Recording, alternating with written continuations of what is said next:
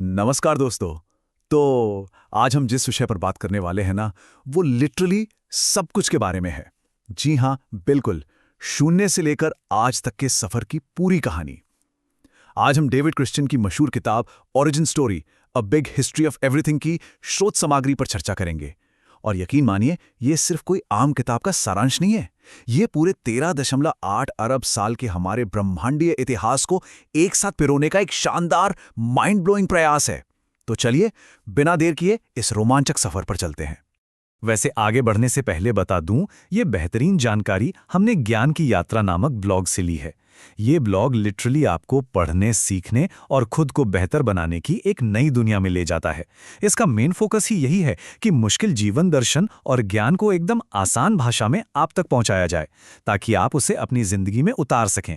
आपकी जिज्ञासा बढ़ाने और सोच को गहरा करने की दिशा में ये एक बहुत ही सार्थक कदम है। 4 मार्च 2026 को पब्लिश हुआ ये लेख सच में इतना ज्ञानवर्धक है कि इसे फेसबुक, एक्स या पिंटरेस्ट पर दोस्तों के साथ शेयर करना तो बनता है। आखिर ज्ञान बांटने से ही तो बढ़ता है ना? खैर, अभी के लिए वापस अपने टॉपिक पर आते हैं और इस अद्भुत ब्रह्मांडीय यात्रा की शुरुआत करते हैं। तो हमारी कहानी का पहला खंड शुरू होता है एक बेहद अहम सवाल से। सबसे बड़ी कहानी, हमें एक नए दृष्टिकोण यानी एक नए पर्सपेक्टिव की आवश्यकता क्यों है? देखिए, लेखक डेविड क्रिश्चियन हमें याद दिलाते हैं कि हम इंसान मूल रूप से कहानी कहने वाले प्राणी हैं। सदियों से हर संस्कृति की अपनी अपनी उत्पत्ति यानी ओरिजिन की कहानी रही है। ये मिथक और कहानियां हमें दुनिया को समझने और अजनबियों के साथ तालमेल बिठाने में मदद करती हैं। लेकिन आज का समय बिल्कुल अलग है। इतिहास में पहली बार हमारे पास ऐसे पावरफुल वैज्ञानिक उपकरण हैं जो हमें एक साझा, साक्ष्य आधारित यानी एविडेंस बेस्ड उत्पत्ति की कहानी बता सकते हैं।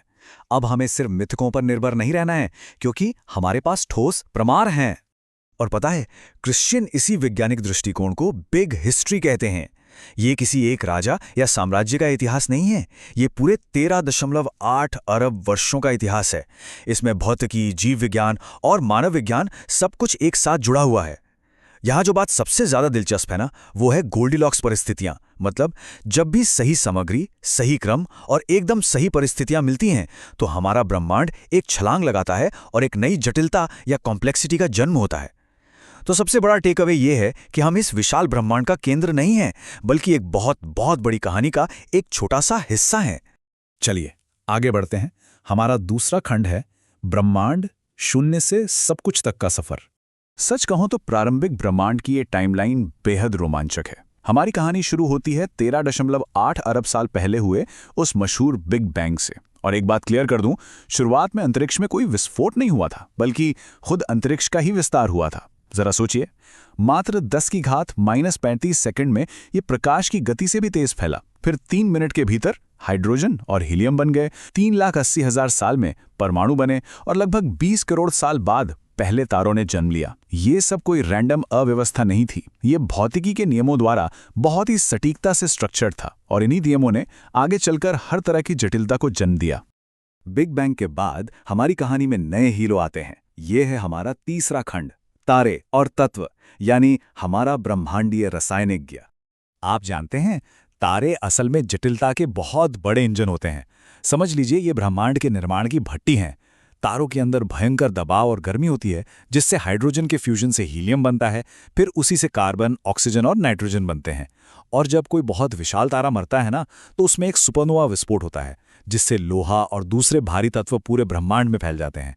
हमारे खून में मौजूद लोहा हो या हमारे डीएनए का फॉस्फोरस, ये सब लिटरली उन्हीं तारों की देन है। क्रिश्चियन तो आवर्त सारणी यानी पीरियोडिक टेबल को एक ब्रह्मांडीय पारिवारिक वृक्ष कहते हैं। मतलब हम सभी सचमुच तारों की धूल से ही बने हैं। अमेजिंग है ना? अब हम अपनी इस कॉस्मिक स्टोरी को थोड़ा और करीब लाते हैं। चलते हैं चौथे खंड की ओर, सौर मंडल, अनुकूल परिस्थितियों वाला एक ग्रह।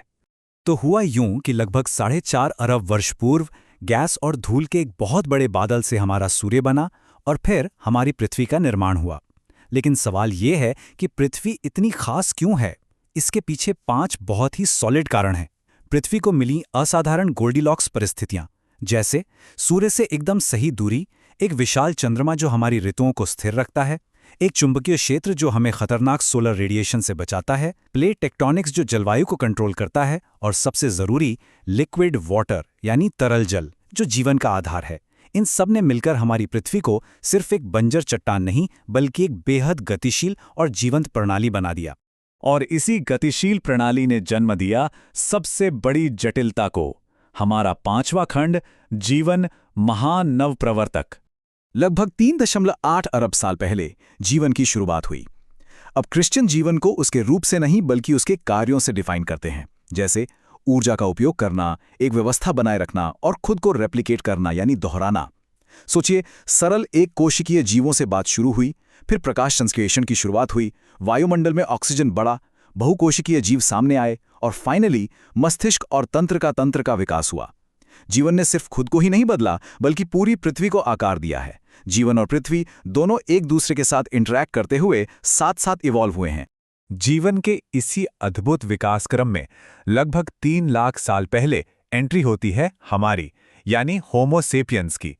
तो चलिए छठे खंड पर नजर डालते हैं, मनुष्य सामूहिक अधिगम के स्वामी। अब इवोल्यूशन के इस स्टेज में सबसे दिलचस्प बात क्या है पता है? होमो सेपियंस की सबसे बड़ी ताकत हमारा शरीर नहीं है, हमारी असली ताकत है सामूहिक अधिगम यानी कलेक्टिव लर्निंग। पीढ़ियों तक ज्ञान को साझा करना, उसे स्टोर करना और आगे बढ़ाना। 2 पैरों पर चलने से हमारे हाथ मुक्त हो गए, आग के इस्तेमाल ने हमारे खाने और मस्तिष्क को पूरी तरह बदल दिया, और भाषा ने एकदम सटीक कम्युनिकेशन को पॉसिबल बनाया। इसी आपसी सहयोग ने हम इंसानों को सबसे ज्यादा अडैप्टेबल प्रजाति बना दिया। हम इतने पावरफुल इसलिए हैं क्योंकि हम एक साथ सीखते हैं, और हमारी इसी सीखने के प्रोसेस ने हमें अगले बड़े माइलस्टोन तक पहुंचाया। 7वां खंड, कृषि, पहला महान त्वरण। लगभग 10,000 साल पहले हमने खेती करना शुरू किया और इसने हमारे जीने का तरीका ही पलट कर रख दिया। कृषि क्रांति के फायदे और नुकसान दोनों बिल्कुल शीशे की तरह साफ हैं। फायदे की बात करें तो इससे जनसंख्या तेजी से बढ़ी, छोटे गांव शहरों में बदल गए और एक्स्ट्रा अनाज होने की वजह से लेखन और पैसे जैसे नए आविष्कार हुए। लेकिन इसके साथ कई नई चुनौतियां भी आईं। भीड़भाड़ के कारण भयंकर बीमारियां फैली, समाज में असमानता पैदा हुई और पर्यावरण को नुकसान पहुंचना शुरू हुआ। क्रिश्चियन कृषि को ना एक दोधारी तलवार मानते हैं। ये जटिलता का एक पावरफुल इंजन भी है और हमारी नाजुकता का स्रोत भी। इसके बाद तो जैसे इतिहास की स्पीड अचानक 100 गुना तेज हो गई।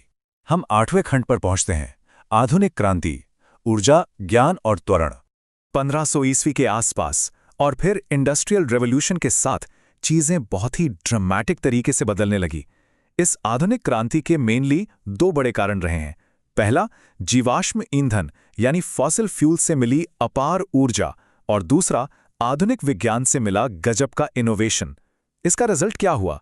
जनसंख्या और शहरों का भयंकर विस्तार हुआ और ग्लोबल ट्रेड नेटवर्क बन गए। इसी के साथ हम एक बिल्कुल नए युग में एंटर कर गए, एंथ्रोपोसीन। ये एक ऐसा जियोलॉजिकल युग है जिसे हमारी यानी इंसानी गतिविधियों ने शेप दिया है। आज हम एक ग्लोबल, क्रिएटिव लेकिन साथ ही एक बेहद खतरनाक शक्ति बन चुके हैं। इतने विशाल ब्रह्मांडीय इतिहास को समझने के बाद हमारा अंतिम और 9वां खंड आता है, भविष्य। अगला पड़ाव हम पर निर्भर है। देखिए, ये हिस्सा हमारे लिए एक चेतावनी भी है और एक उम्मीद भी। आज हमारे सामने मुख्य रूप से बस 2 ही विकल्प हैं, या तो हम अपने ग्रह को ऐसे ही अस्थिर करते रहें या फिर अपने कलेक्टिव नॉलेज का इस्तेमाल करके एक सस्टेनेबल भविष्य का निर्माण करें। आज हमारे सामने जलवायु परिवर्तन, बायोडायवर्सिटी का नुकसान, ऊर्जा का संकट और ग्लोबल असामान्यता जैसी बहुत ही सीरियस चुनौतियां खड़ी हैं। लेकिन अगर हम ये बात गहराई से समझ लें कि हम 13.8 अरब वर्षों की एक बहुत बड़ी और नाजुक प्रक्रिया का हिस्सा हैं, तो शायद हम आगे के फैसले ज्यादा बुद्धिमानी से ले पाएंगे। और अंत में इस समापन परिप्रेक्ष्य पर गौर करना बहुत जरूरी है। ओरिजिन स्टोरी ना महज एक किताब से कहीं बढ़कर है। ये सच में एक नया नजरिया है। ये हमें याद दिलाती है कि ये जो पूरी जटिलता है, ये अनमोल है, नाजुक है और ब्रह्मांड में बेहद दुर्लभ है। ये हमें एक चैलेंज देती है कि हम सिर्फ आज के कंज्यूमर बनकर न रह जाएं, बल्कि आने वाले कल के गार्जियन यानी भविष्य के संरक्षक बने। ये वाकई में एक बहुत ही पावरफुल थॉट है जो चीजों को देखने का हमारा पूरा नजरिया बदल सकता है। ज्ञान की इस इतनी शानदार यात्रा को इस ब्लॉग के जरिए हम तक पहुंचाने वाले लेखक प्रफुल्ल शर्मा जी हैं। उनका प्रोफाइल देखेंगे तो पता चलेगा कि वे असल में एक लाइफ लॉन्ग लर्नर हैं। उन्हें टेक्नोलॉजी से लेकर फिलॉसफी, लीडरशिप और क्रिटिकल थिंकिंग जैसे विषयों की बहुत गहरी समझ है। उनकी यही जानने की इच्छा और दूसरों को इंस्पायर करने का जो जज्बा है ना, उसी की वजह से हमें ऐसे बेहतरीन टॉपिक्स को समझने का मौका मिलता है। अगर आप और पढ़ना चाहते हैं तो उनके ब्लॉग के आर्काइव सेक्शन में जाकर ऐसे ही कई शानदार लेख पढ़ सकते हैं। तो दोस्तों, इस अमेजिंग बुक के आज के हमारे विश्लेषण में बस इतना ही। जरा सोचिए, हमने बिग बैंग से लेकर आज तक के 13.8 अरब साल के सफर को बस कुछ ही मिनटों में तय कर लिया। अब मैं आपसे पूछना चाहूंगा, डेविड क्रिश्चियन की इस बिग हिस्ट्री में आपको सबसे ज्यादा हैरान करने वाली बात क्या लगी? और क्या हम इंसान सच में इस ग्रह के अच्छे संरक्षक बन पाएंगे? मैं आपको इसी विचार के साथ छोड़े जाता हूं। इस चर्चा में मेरे साथ जुड़ने के लिए आपका बहुत बहुत धन्यवाद।